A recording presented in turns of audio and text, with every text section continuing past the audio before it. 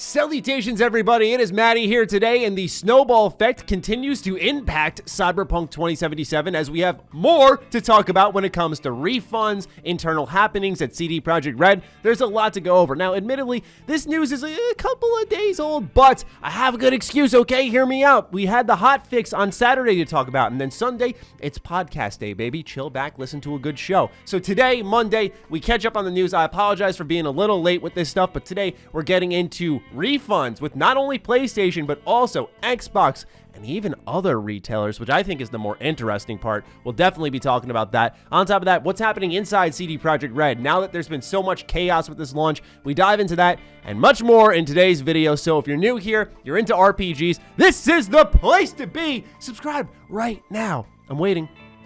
You did it?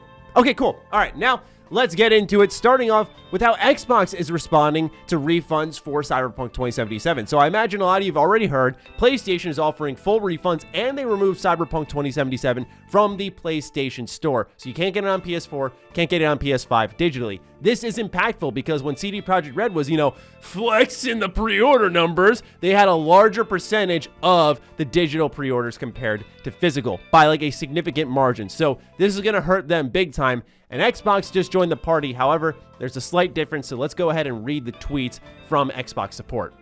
Cyberpunk 2077. To ensure that every player can get the experience they expect on Xbox, we will be expanding our existing refund policy to offer full refunds to anyone who purchased Cyberpunk 2077 digitally from the Microsoft Store until further notice. While we know the developers at CD Projekt Red have worked hard to ship Cyberpunk 2077 in extremely challenging circumstances, we also realize that some players have been unhappy with the current experience on older consoles. To date, we have granted refunds to the vast majority of customers who have requested one. To request a refund for Cyberpunk 2077, please follow the steps listed on our Xbox refund page. A lot of people like this message from Xbox because PlayStation went, see you later, because I think they were understandably very angry at CD Projekt Red and how they kind of threw them under the bus, where Xbox is like, look, we get you worked hard on this, but seeing how PlayStation's offering full refunds, they had to act in kind, otherwise they're not really protecting their consumer. So offering this option was the only way, but let's be real here, okay? Xbox saw a very strange, unique opportunity where they kind of just got Cyberpunk 2077 digitally, exclusively, for a set period of time, and they didn't have to pay $1 for it. So they're absolutely going to keep it on their storefront, if anything, because they are currently the place you can get this game digitally right now on a console.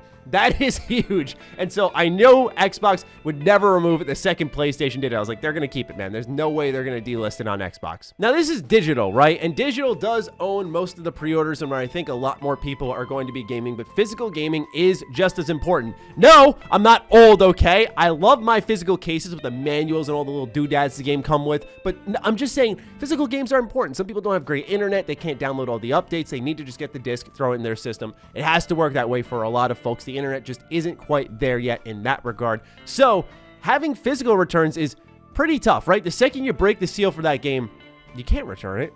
Well, even that is changing now because of Cyberpunk. This is crazier to me than I think PlayStation, but I know it's not as big of a headline for most folks. So let's read what is from a Polygon article.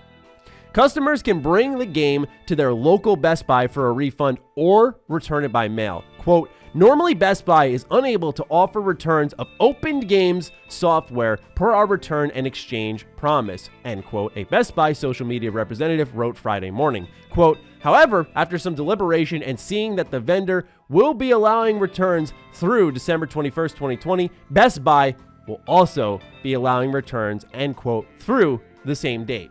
So it's not a long period of time. In fact, when this video goes live, this will be the last day you can actually do it. But I think the fact that you can crack open the box, and I've had it for 11 days at that point in time, and still manage to get a return in is wild. I think that is more wild than a digital refund, right? Because if you download it, you play for 2 hours, that should be eligible for some type of refund. But physically, like cracking open the seal, what are they going to do with these games now? Do they reseal them? I mean, that's the question that I immediately asked. So I thought this one was really surprising that physical refunds are even happening. All I'm saying is the people who are looking at CD Projekt Red stock and going, oh, This is just dramatic. It's reactionary. People thought they could cash in. It's plummeting because of stuff like this as well. People don't have the game anymore that people thought they'd be making money off of. That is huge. There are so many copies of the game going back. I wonder, I don't know if we'll ever see numbers for it, but I would be so curious to know what the total refund is, because I know a lot of people are enjoying the game, and I think that's great because the game is incredible. Takamura appreciation post right here, by the way. This is the best character in the game. That is a fact. But anyway, I'm going to piss someone off with that one. But anyway, there's a lot to love about this game, so I think some people are going to hold on to it, and they should if they're enjoying themselves. But I'm very curious how many people are going to rush the game and then return it and be like, oh, it sucks. It sucks, man. Like, I feel like the conversation for this game is sort of getting ruined because everyone's having such a vastly different experience. But anyway, back on track with refunds. CD Projekt Red had another yellow wall of text, so this one was a little shorter, thank God.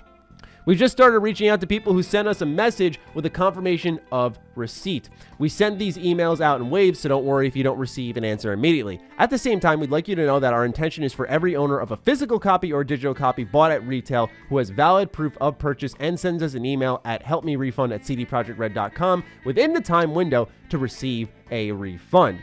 We will do this out of our own pocket if necessary. If you are unable to obtain a refund for the game from the store where you bought it, please contact us via email until December 21st, as this is a one-time initiative.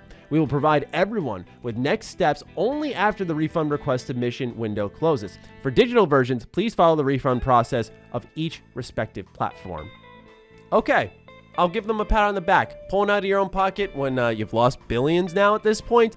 Yeah, good. You should be doing this. I'm happy that they're doing this, and I'm happy that they're valuing that, hey, you're upset with our product, and we will go ahead and take the fall for that. They should, with all the cash they have and all the cash that they're going to make. Because let's be honest, while they're not doing hot right now, this game is good at its core. At least in my opinion, it's pretty good.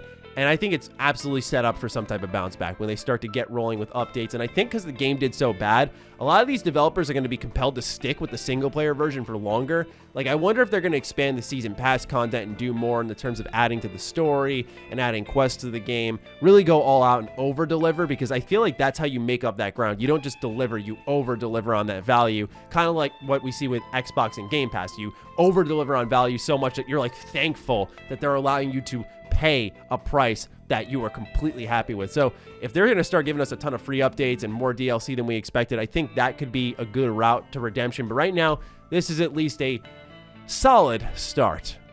That's enough about refunds. Let's talk about what's happening internally at CD Projekt Red. Another Bloomberg report has popped up, and as I'm sure you've seen in multiple headlines already, developers are very angry at the CD Projekt overhead. You know, because what's happening here, and it's so annoying, dude, is a lot of people are looking at the devs and being like, how could you screw this up, man? These people are talented and very good at what they do. And if you play the game, you can at least see that, right? It may not be the best game of all time, it may not be perfect, it may not be even great to you, but I think you could at least see that there's talent there and there's some good content there. The execs are who screwed this up, right? They are the ones who ruined this game. They forced it out when it wasn't ready. It needed more time. Rumors suggested that for a while. A lot of people brushed it under the rug. It was not discussed as much. Now, with everything happening, it's being resurrected. The execs screwed this up, not the developers. So they have every right to be angry with Overhead, who absolutely jeopardized this launch and will go down in history as a very poor game launch. You know, because a lot of people are just going to be like, Cyberpunk, the game that is good, but also did X, Y, Z. So it's really unfortunate, but what's happening? Well, let's go ahead and read what Bloomberg has reported. Developers asked blunt questions about the company's reputation, the game's unrealistic deadlines, and the relentless overtime in the months and years leading up to the game's December 10th release. The meeting took place before Sony Corp's shocking announcement that it was pulling Cyberpunk 2077 from the PlayStation Store and will offer full refunds to any customer who requests one. During the staff meeting, CD Projekt's directors said that they have come to an arrangement with Sony, but didn't offer any specifics. When asked about this crunch time in the QA, the directors said that they had plans to improve production practices in the future, but didn't elaborate, according to one person who was there. One employee asked the board why it had said in January that the game was complete and playable when that wasn't true, to which the board answered that it would take responsibility. Another developer asked whether CD Projekt's directors felt it was hypocritical to make a game about corporate exploitation while expecting that their employees work overtime. The response was vague and non-committal.